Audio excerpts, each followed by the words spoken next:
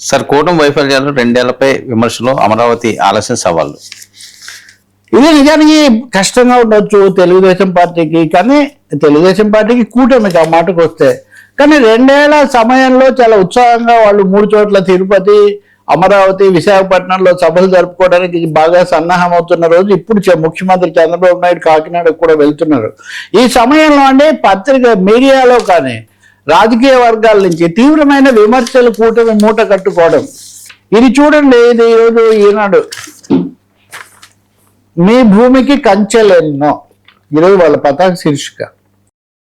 ఈ భూమి, దీని మొదటి వాక్యం అంటే ఒక్కో జిల్లాలో రెవెన్యూ సమస్యలు లక్షల్లోనే రెవెన్యూ సమస్యలు ఉన్నాయి.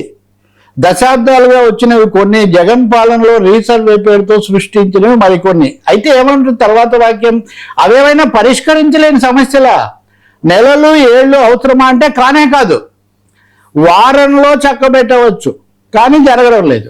మీ భూమి చుట్టూ ముళ్ళ కంచెలేసి కూర్చున్నారు. అందే ఆ అర్జీల్లో 70% భూ సమస్యలపైన వస్తున్నవే కావడం. కూటమి ప్రభుత్వం ఏర్పాటు అయిన దగ్గర నుంచి ఒకవైపున కూటమేమో రెవెన్యూ సదస్సులు అడౌట్ చేస్తుంది, కానీ 70% భూమి సమస్యలు అలాగే ఉన్నాయి. ఇంకెవరన్నా రాసుంటే లేకపోతే ఇంకెవరన్నా వ్యాఖ్యానించుంటే ఏమైనా అవకాశం వచ్చేదేమో.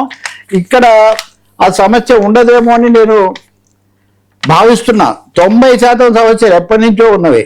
2027 మార్చి నాటికి పరిష్కరిస్తామని చెప్పడమే తప్ప క్షేత్రస్థాయికి వెళ్ళి సమస్య చూడడం లేదు. ఇంకొక పెద్దది,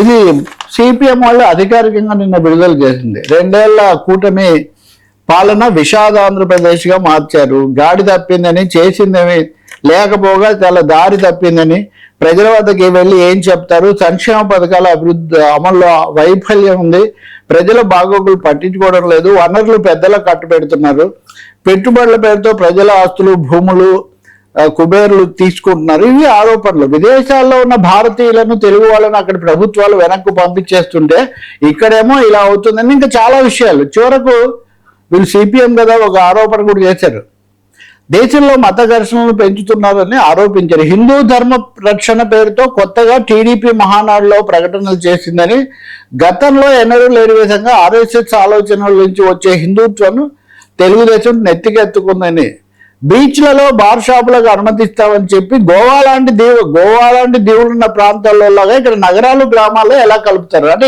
ఇది ఒక ప్రశ్న.